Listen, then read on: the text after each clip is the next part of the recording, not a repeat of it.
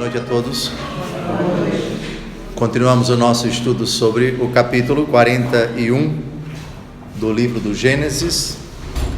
José passou 2 anos na prisão e o faraó teve um sonho misterioso, deu a conhecer a sua corte, ninguém conseguiu decifrar.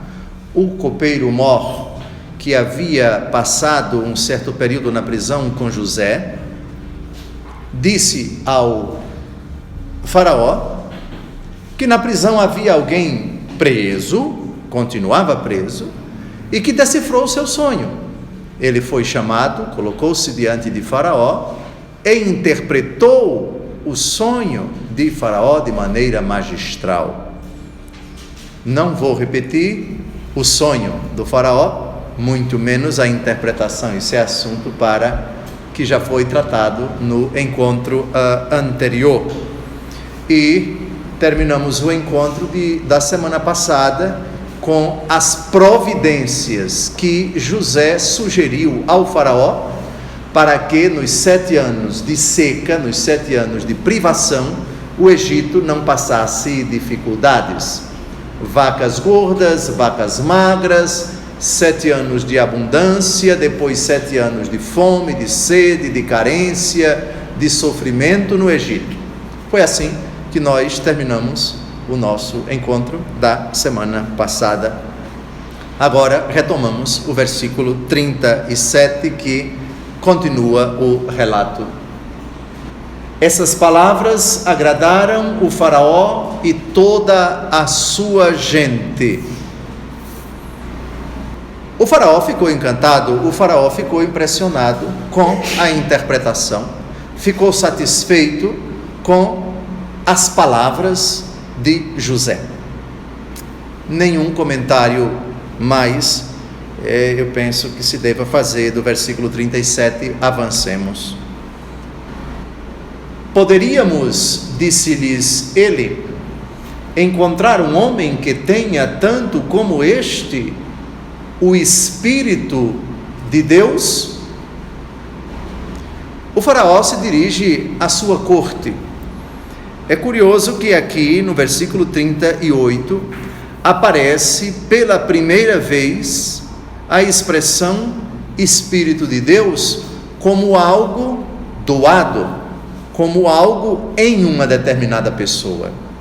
E é importante isso, ainda que faraó seja um pagão, ainda que o faraó acreditasse na existência de muitos deuses, mas dado que essa expressão vai ser usada outras vezes na Bíblia, para falar do Espírito do Senhor, para falar do Espírito Santo no Novo Testamento, por exemplo, e já em profecia no Antigo Testamento, sobretudo Joel, no capítulo 3, que vamos ver daqui a pouco, é a primeira vez na Bíblia que a expressão Espírito de Deus se encontra em um homem.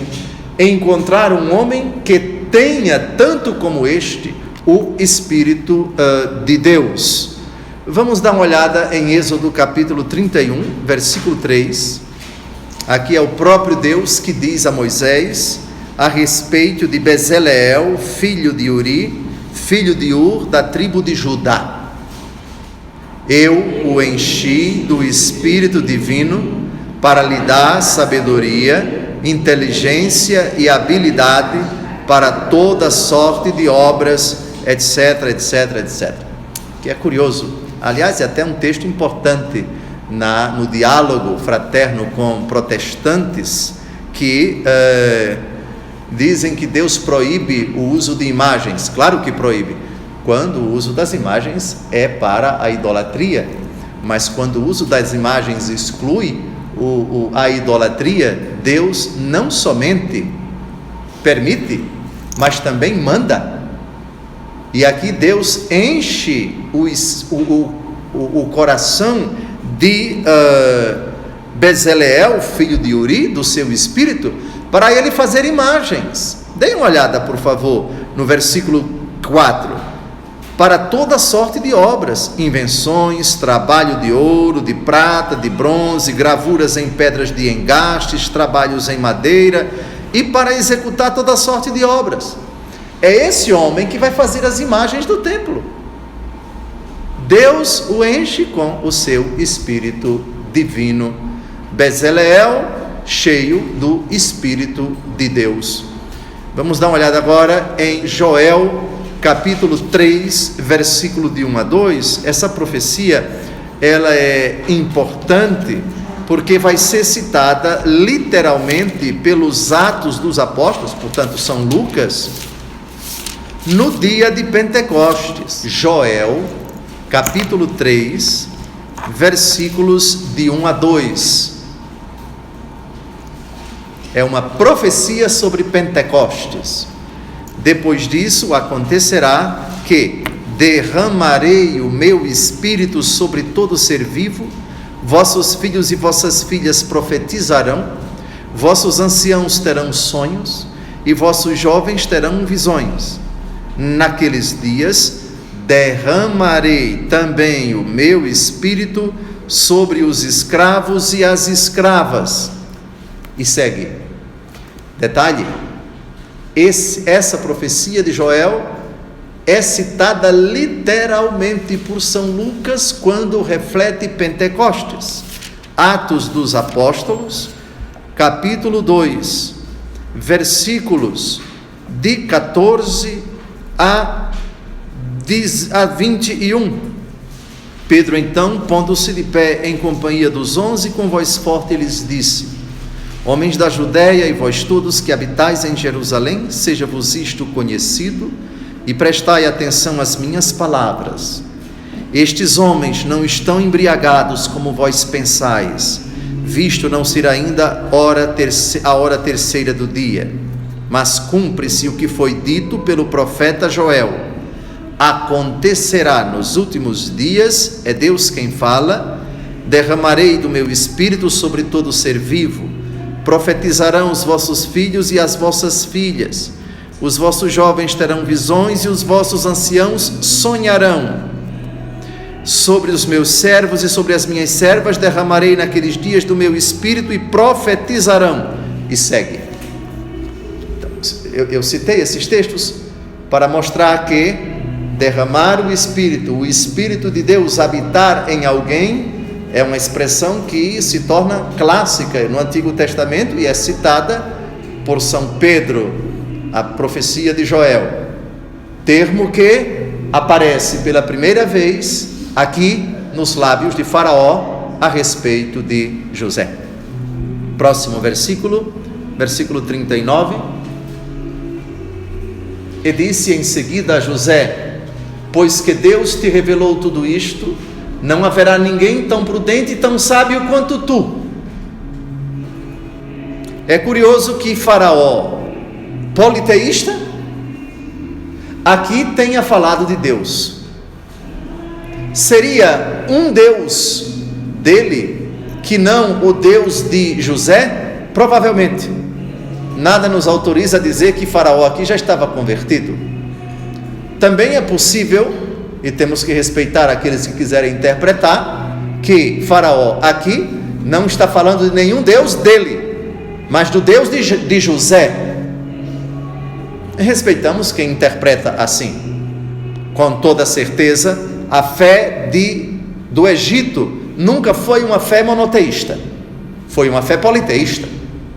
Então estamos aqui diante de uma expressão que não dá para dizer com exatidão se esse Deus de que fala Faraó aqui é o único Deus, é portanto o Deus de Jacó, ou é um Deus dele. De qualquer maneira isso não vem ao caso. Ele reconhece que não há ninguém tão prudente e tão sábio como José. Avancemos o versículo 40. Tu mesmo serás posto à frente de toda a minha casa, e todo o meu povo obedecerá à tua palavra. Só o trono me fará maior do que tu. Aqui se cumprem os dois sonhos de José. Quem lembra dos dois sonhos de José? Lembram do capítulo 37? José diz que sonhou e os seus irmãos se inclinando diante dele. Sonhou também com 11 estrelas, o sol e a lua se inclinando diante dele. Cumpre-se a profecia. Claro que plenamente somente quando os irmãos comparecerem, quando os irmãos vierem de longe. Muito bem. Mas aqui nós já temos, de certa forma, as estrelas, o sol, a lua, todos se inclinando, todos obedecendo, todos subordinados a José. José acaba de se tornar, abaixo de Faraó, a maior autoridade do Egito. Aqui a gente compreende os planos misteriosos, o desígnio insondável da providência, que sabe tirar da inveja dos seus irmãos, da raiva dos seus irmãos, do ódio dos seus irmãos, do oportunismo de Potifar, que certamente deve ter comprado o menino por uma bagatela, do oportunismo também e da maldade, da perversidade da esposa de Potifar em tentar seduzir o menino, o sofrimento desse coitado em 2 anos na prisão. E agora o quadro foi revertido. Deus que soube tirar dos males dos homens um bem maior. Aqui é importante a gente citar um texto de São Paulo que muito me fascina e que nesses 7 anos eu já repeti tanto que vocês já sabem de cor. Romanos capítulo 8, versículo 28, texto de fundamental importância para a nossa fé na providência. Vamos ler juntos? Aliás, sabemos que todas as coisas concorrem para o bem daqueles que amam a Deus, daqueles que são os eleitos, segundo os seus desígnios. Bem, aqui está uma prova. Uma das muitas, viu? Que isso daqui é para a vida da senhora, é para a vida do senhor, é para a vida do querido internauta. Aqui é questão de fé. Mas é tiro e queda.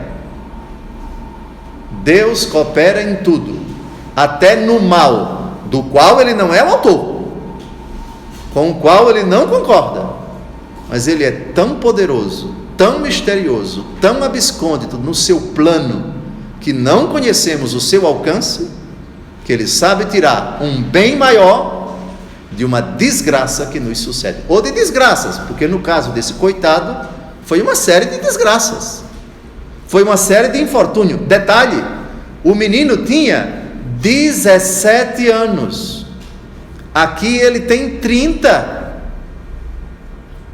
de 17 para 30, 13 anos, 13 anos de sofrimento. Mas vamos avançar.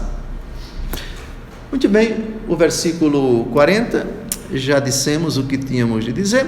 Versículo 41, vês, disse-lhe ainda, eis que te ponho a testa de todo o Egito.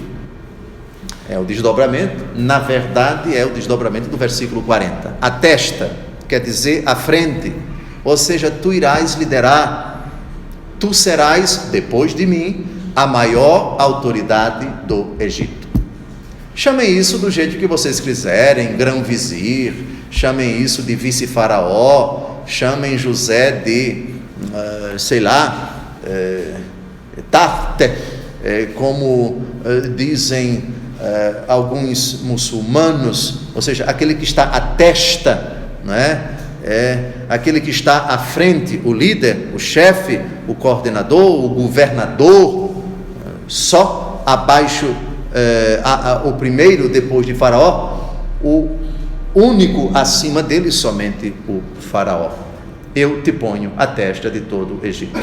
Muito bem, agora vamos à solenidade de investidura, uma solenidade nos moldes antigos, uma solenidade que consistia em revesti-lo com uma veste real, uma veste nobre, e de colocar no seu anel, no seu dedo, um anel que é não somente símbolo da autoridade dele, mas um anel que vai, digamos assim, marcar, selar determinados documentos. É a rubrica, aquilo que nós chamamos de selo, que nós chamamos de brasão, ou, se quisermos, carimbo, né? Para assinalar os documentos reais. Então, aqui vamos ter essa pequena não, bonita, solene, ainda que descrita brevemente, essa solenidade.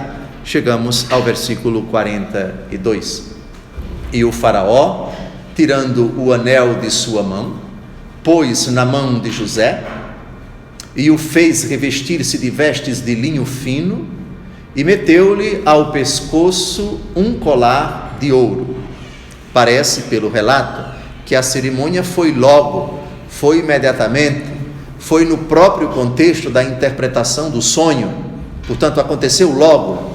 O texto, nós vimos no encontro passado, José estava, digamos assim, bem vestido, estava polido, estava asseado. O texto até diz que ele fez a barba, lembram disso? Pois bem, então, estava com vestes apropriadas para um vassalo que tinha que se apresentar diante do faraó. Então, naquela hora, aquela roupa dele foi tirada e já vestiu vestes nobres, vestes de linho fino e três sinais. As vestes, o colar de ouro, típico de quem gozava de um grande prestígio, de um membro da alta corte, e o anel. Sobre o anel, apenas uma citação. Vamos dar uma olhada no primeiro livro dos Macabeus, capítulo 6, de 14 a 15, só para mostrar que essa investidura de anel, ela não é própria somente dos egípcios, mas também dos judeus.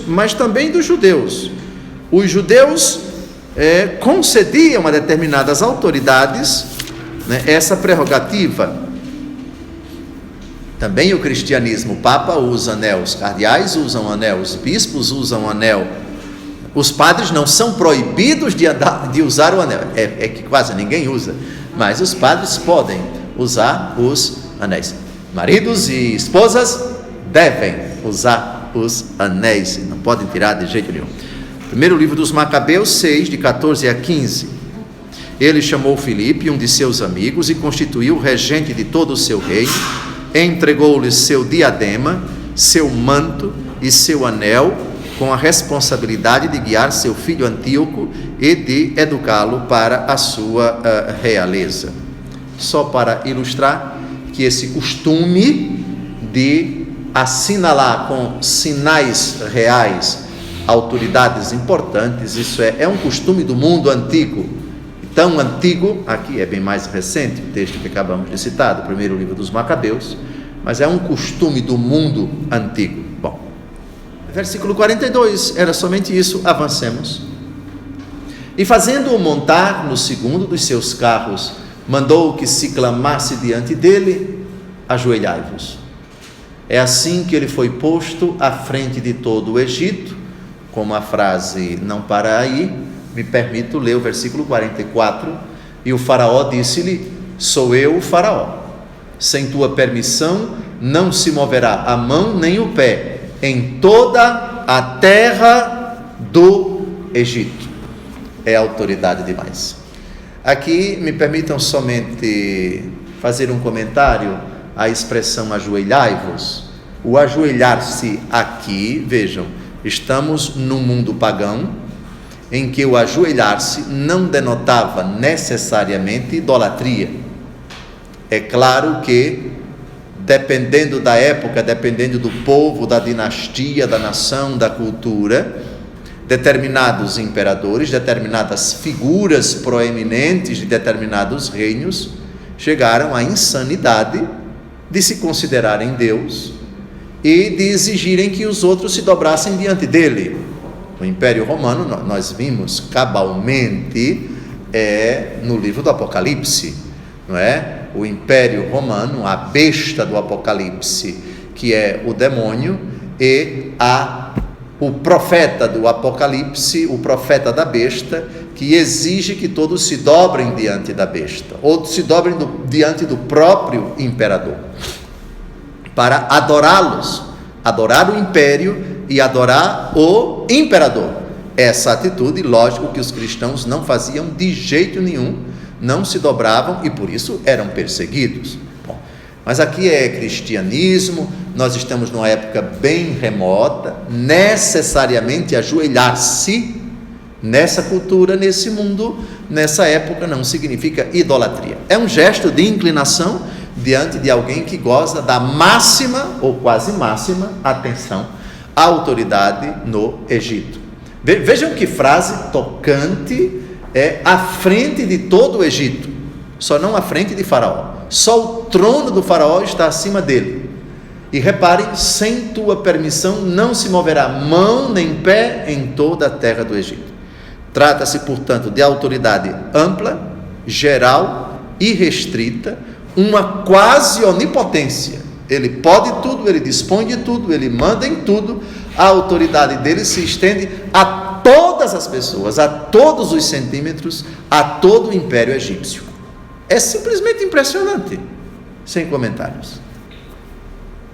Versículo 45. Não satisfeito com isso, aqui estamos diante de um homem, lembrem-se, solteiro, nada até agora nos autoriza a dizer que ele fez sexo com alguém, que ele se casou com alguém.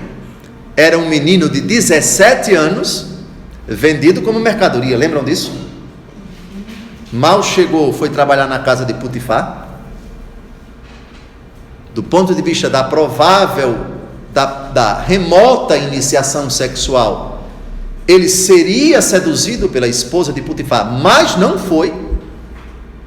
Foi depois, por causa disso, para a prisão. Da prisão saiu para o palácio de Faraó. Portanto, provavelmente um homem solteiro.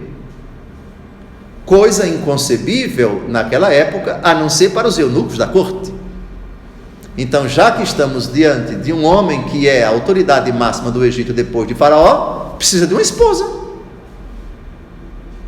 E a esposa vai ser tirada do mundo clerical de um sacerdote da cidade sagrada de On, que é a antiga, chamada antiga Heliópolis. Helios em grego é sol, polis é cidade, Heliópolis é a cidade do sol. O sol era um deus adorado no Egito, e havia uma cidade edificada em honra do deus sol, que é Heliópolis, a cidade de On, que vai aparecer agora no versículo 45. Pois bem, o faraó chamou a José Tsafená-Paneach e deu-lhe por mulher Asenete, filha de Potifar, sacerdote de On. Detalhe, José aqui tem o seu nome mudado. Quem foram até agora as três figuras cujos nomes foram mudados? Abraão, Sara e Jacó. E Jacó, que teve o nome mudado para Israel. Muito bem. Então o faraó tem essa autoridade. O faraó não está satisfeito com o nome de José, que significa adição, lembram? O Senhor me dará outro, etc. Bem, então muda o nome para Tsafená-Paneach, que significa Tsafená-Paneach. 4 significados são postulados pelos estudiosos. O primeiro, fornecedor do nutrimento da vida. Afinal de contas, ele é quem vai cuidar para fornecer para os egípcios e para outros povos que para lá vão acorrer para comprar mantimentos, ele vai fornecer o nutrimento da vida. Segunda possibilidade de significado, Tsafená-Paneach significaria revelador de segredos, porque ele revelou sonhos do padeiro Mó, do copeiro Mó e de Faraó. Terceiro significado, Tsafená-Paneach significaria tesouro de consolo glorioso. Afinal de contas, ele seria o tutor de toda a riqueza do Egito.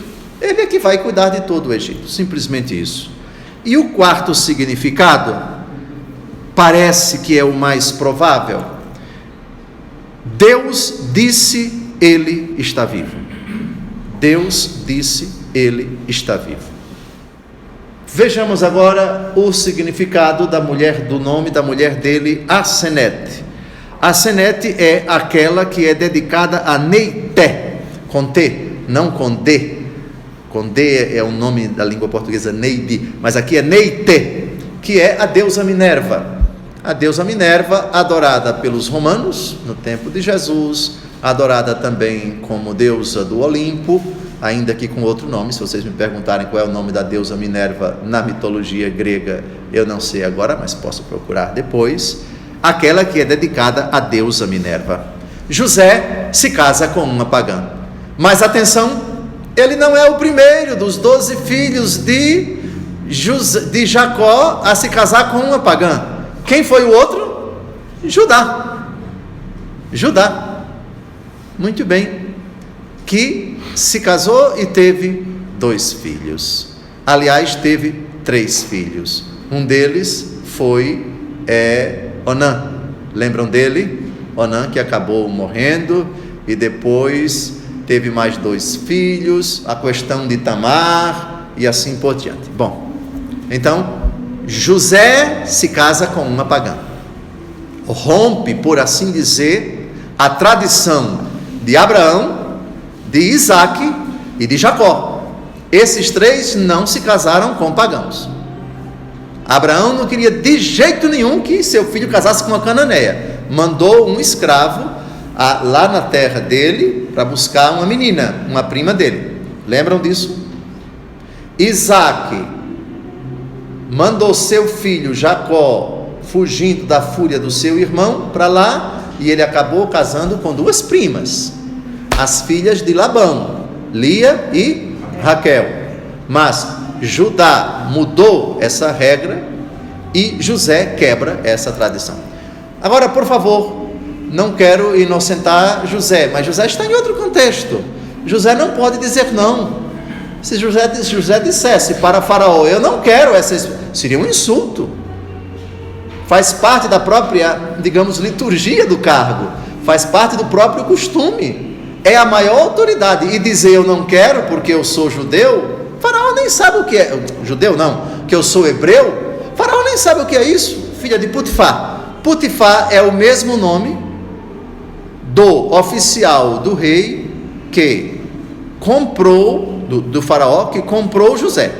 Mas não é esse Potifar, é outro Potifar, sacerdote de On, que é Heliópolis, que é outra cidade. Tá claro? Devia ser, imagino, um nome muito comum.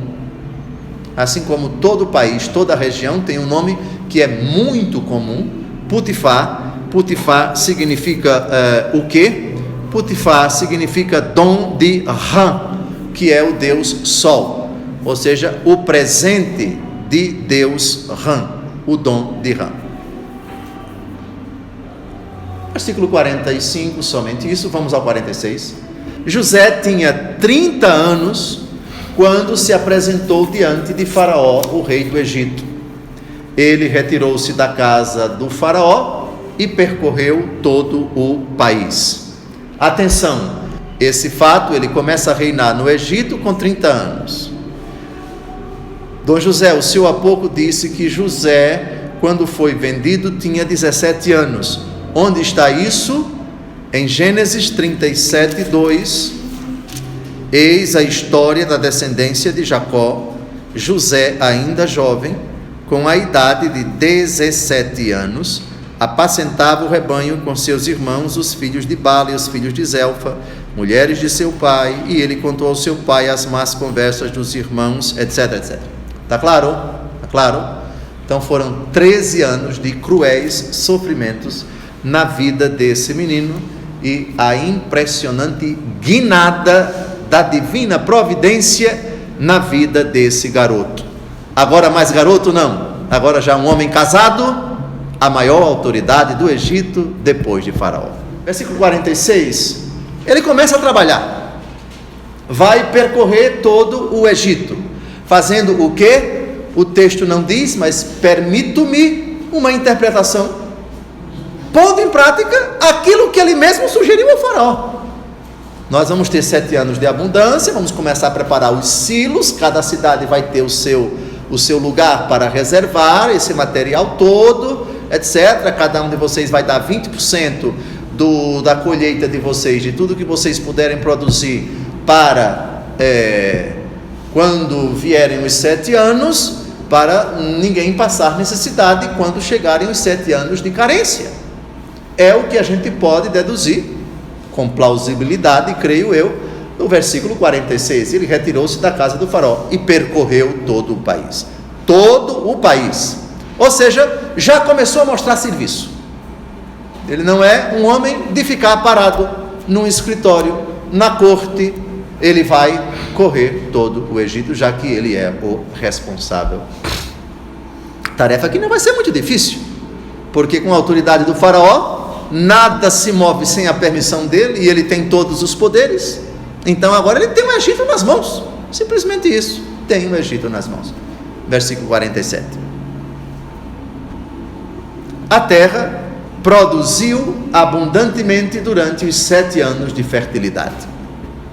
Eu quero crer que aqui não temos apenas um José que prepara os silos, mas um José também que orienta, que incentiva, que patrocina, que ajuda, que auxilia agricultores a produzir o máximo. Se vocês me perguntarem, aí já é uma questão de história, já é uma questão de geologia, mas eu quero crer que o Nilo devia ter uma capilaridade tremenda, ainda que de forma rudimentar, de irrigação. Boa parte do Egito nós sabemos que é deserta. Então, como explicar que um país que agora vai produzir abundantemente e a colheita vai ser tão farta, e a expressão como areia do mar, é tanto alimento, tanto silo, tanto armazenamento? Como explicar? É possível que os egípcios tenham tido naquele tempo já noções de agricultura bastante avançadas para aquele tempo. Lembrem-se que as pirâmides do Egito são mais antigas que Moisés.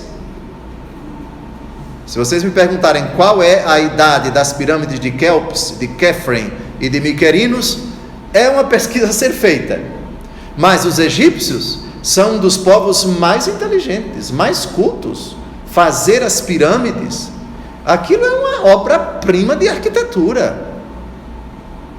É uma obra impecável de arquitetura, dizem os arquitetos de hoje, dizem os engenheiros de hoje. Como fazer uma obra? É cada pedra enorme, e uma perfeitamente alinhada e em cima da outra. Como uma obra dessa consegue perdurar durante tanto tempo? Mas eu estou entrando já em engenharia, arquitetura não é o caso. Eu tenho que voltar para a agricultura. Ou seja, um povo com uma arquitetura elaborada, rebuscada como aquela, devia ter, aqui é a impressão minha, uma agricultura também desenvolvida para aquela época. Muito bem. Então, eu imagino, é sempre uma opinião minha, que não é a doutrina da igreja, que não é certeza bíblica, que esse percorrer todo o Egito é para falar, é para conversar, é para sugerir, é para aconselhar, é para orientar, é para auxiliar, é para fornecer subsídios, é para dar realmente uma chacoalhada no povo, um empenho de todo o império para produzir o máximo, correr durante esses 7 anos de abundância. E a terra produziu abundantemente durante os 7 anos de fertilidade. Versículo 47, nenhuma dificuldade. José ajuntou todo o produto destes 7 anos no Egito, versículo 48, e os pôs em reserva nas cidades, e os mantimentos dos campos que estavam ao redor de cada cidade, guardou-os na mesma cidade. Olha que interessante também, que ele não fez silos em cidades estratégicas. Cada cidade tinha o seu reservatório, Cada cidade tinha a sua estrutura de armazenamento. Isso quer dizer que quando vierem os anos de sofrimento, as próprias cidades se automanterão. Elas não precisarão se deslocar. Os habitantes da cidade tal não precisarão correr para uma outra cidade. Cada cidade tem o seu núcleo de abastecimento, vamos chamar assim. Que inteligente! Muito inteligente. José ajuntou o trigo. Vejam o curioso, quem é o sujeito do versículo 48? É José. É claro que ele tem assessores, é claro que ele tem pessoas abaixo dele, numa hierarquia tremenda, todo mundo obedece a ele, mas quem faz é José. Nem é o faraó, nem são os seus comandados, é José. José ajuntou o trigo como a areia do mar, em tal quantidade que se não podia contar, pois ela excedia toda a medida. Ou seja, não havia espaço mais para acumular tanta coisa. Foi fartura, e parece que as estruturas construídas, de que o texto não fala com precisão, não comportavam mais tantos grãos, tanta colheita, tanto armazenamento, tanta coisa armazenada. Como eu já falei, no versículo 49 aparece a expressão areia do mar, que já apareceu em outras ocasiões no livro do Gênesis, com relação a quem? Aos descendentes de Abraão, aos descendentes de Isaac e aos descendentes de Jacó, como a areia do mar. Vamos dar uma olhada em Gênesis 22, 17. Multiplicarei a tua posteridade como as estrelas do céu e como a areia na praia do mar. Ela possuirá a porta dos teus inimigos, etc. Então, como a areia na praia do mar. E o capítulo 32, versículo 12: entretanto vós me dissestes, eu te beneficiarei e tornarei tua posteridade inumerável como os grãos de areia do mar. Bem, então uma expressão que já nos é familiar, já nos é conhecida. Bem, versículo 49, somente isso, avancemos. Versículo 50. Antes que viesse o ano de fome, nasceram a José 2 filhos, que lhe deu a Senete, filha de Putifar, sacerdote de On. Muito bem, 2 filhos de José. Os nomes deles vão aparecer mais na frente, vamos tratar do significado dos seus filhos, dos nomes Efraim e Manassés daqui a pouco. Mas aqui está se cumprindo a profecia do Senhor Deus a Abraão: farei de ti o pai de uma grande nação. No capítulo 48, versículo 5, a gente vai ver daqui a pouco, Jacó, o pai de José, vai adotar esses 2 meninos. Vai ser uma época já, o ocaso da vida de Jacó, da vida de Israel, mas ele vai adotar esses meninos. Idoso, vendo esses 2 pontinhas de rama, vai ficar fascinado pelos meninos, não é? Inclusive, o fato de colocar a mão na cabeça do caçula, José vai ficar preocupado. Não, o senhor não coloque a mão na cabeça, coloque na mão do mais velho, aquela velha preocupação. Não, eu sei, meu filho. E vai tirar de tempo a preocupação dele. Na verdade, entre Efraim e Manassés, um deles vai ser citado no Apocalipse de São João capítulo 7, no lugar de quem? Qual dos filhos de Jacó que vai cair em desgraça? Para os cristãos, porque vai praticar a idolatria e o cristianismo vai deixá-lo de lado e vai colocar um desses meninos. Quem é? Dan. Mas a gente vai ver isso daqui a pouco. Então, o mais velho vai substituir Dan, o caçulinha não, curiosamente, né? O caçulinha não. Mas nenhum dos dois, vamos ver se os 2 vão entrar na bênção de Jacó no fim da vida, no capítulo 49. O capítulo 49 é muito importante para nós cristãos, para os judeus também, por causa de Judá. Bênção de Judá, é um capítulo crucial para judeus e para nós cristãos, por causa de Judá também. Porém, Jesus é o leão da tribo de Judá. Por isso que é importante para nós a bênção do capítulo 49.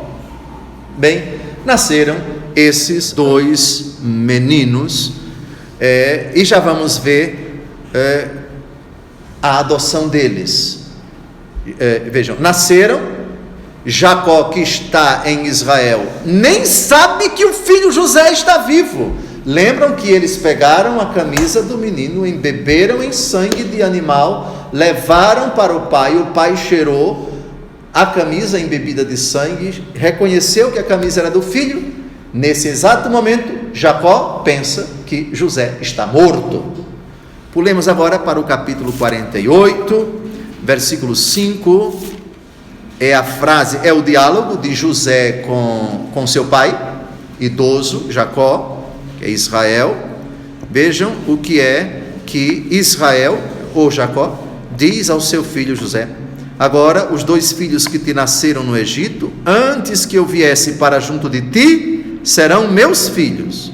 Efraim e Manassés são meus, com o mesmo título que Rúben e Simeão. Ou seja, os dois mais velhos de Lia, que tem o direito de primogenitura, lembram? E lembrem que o mais velho, porque dormiu com a concubina do pai, vai perder o direito de primogenitura. Mas isso não é assunto para agora, não é assunto para agora. Está claro? Versículo 50, vamos avançar, versículo 51. José chamou ao primeiro Manassés, porque dizia ele: Deus fez-me esquecer de todo o meu trabalho e de toda a minha família. Então, a palavra Manassés é aquele que faz esquecer. Essa é a etimologia de Manassés. A própria etimologia já está no versículo 51. Esquecer de todo o meu trabalho. Lembrem-se que aqui é trabalho no termo bem amplo. Ele trabalhou com o seu pai até os 17 anos. Era o queridinho do seu pai. Depois ele passa por um período de sofrimento, a inveja dos seus irmãos, vendido como mercadoria, trabalha 11 anos como escravo na casa de Potifar. É verdade que ele era um homem de confiança de Potifar, mas começou depois a experimentar sofrimento por causa da esposa de Potifar. E foi um período bastante difícil. E 2 anos de prisão. Então, onde ele trabalhou também, porque ele era que cuidava da prisão. Lembram disso? E de toda a minha família. Então vejam, ele fez-me esquecer. Pergunta-se: José tinha memórias somente boas da família ou memórias más? Ou tinha memórias boas e más? Eu vou dar minha opinião. Ele tinha memórias boas de sua mamãe, do seu papai, de alguns dos seus irmãos, não é? José, irmão de Benjamim, lembram disso? Filhos, os 2 filhos de Raquel. Devia ser um relacionamento muito bom, mas os outros não. Os outros filhos das 2 escravas e filhos Zelfa, Bala e Lia, não é? O relacionamento não era bom. Então ele fez esquecer, ou seja, é uma alegria tão grande para mim ter esse meu filho que eu me esqueço deles. Bom, versículo, então sabemos o significado de Manassés. Chamou ao segundo Efraim. Vejam que o texto não diz que eles são gêmeos. Chamou ao segundo Efraim, porque disse ele: Deus tornou-me fecundo na terra de minha aflição. O Egito era a terra da aflição dele. Primeiro como escravo, segundo como vitimado da malícia, da leviandade, da depravação da esposa de Potifar, e 2 anos de prisão. Então foi um período realmente de aflição. Efraim significa frutificação. Está ali, né? O Senhor tornou-me fecundo. Deus tornou-me fecundo. Versículo 53: tendo acabado os 7 anos de abundância que houve no Egito, os 7 anos de miséria começaram. Assim como o tinha predito José, a fome assolou todos os países, mas havia pão em toda a terra do Egito. Detalhe, esse pão não é o que está armazenado. O que está armazenado, digamos assim, mal comparando, me permitam, é do Estado, é propriedade do Estado, mas cada um devia ter o seu próprio estoque dentro de casa, o seu próprio material para preparar o pão, a comida, o básico em casa. Então, quando a seca começou, quando o período de miséria começou, ainda havia pão, ninguém precisava do silo, ninguém precisava da reserva do império, ninguém precisava do que estava guardado nos silos. É o que a gente depreende do versículo 54. Avancemos, por favor. Versículo 55. Em seguida, houve fome também no Egito. Ou seja, os estoques dentro de casa acabaram. Agora vai ser preciso pedir ajuda ao faraó. Nós trabalhamos 7 anos, nós reservamos 20% do que produzimos para o império guardar, agora estamos com fome. O que tínhamos dentro de casa acabou. Bem, em seguida houve fome também no Egito, e o povo clamou ao faraó pedindo pão. Este disse a todos os egípcios: ide a José e fazei o que ele vos disser. Ou seja, já que eu constituí o meu lugar-tenente, não é, a minha maior autoridade, se dirijam a ele. Aliás, no Novo Testamento, essa frase foi pronunciada por alguém muito querida quando os serventes, numa festa de casamento em Caná da Galileia, se dirigiram a essa figura tão amada, dizendo que o vinho acabou. Essa figura vai ao seu filho, ele já não tem vinho. Mulher, o que há entre mim e ti? Minha hora ainda não chegou. Ela não discute mais, porque não tem o que discutir, porque ambos estão bem entendidos. Ele autoriza a mãe a falar, e a mãe vai autorizar os serventes com essa frase: fazei o que ele vos disser. Aqui a gente pode muito bem trocar ide a José, ide a Maria. Fazei o que ela vos disser. E o que é que Maria diz? Fazei o que o meu filho disser. Ela não resolve o problema senão apontando para Jesus. É o texto de João capítulo 2, muito bem.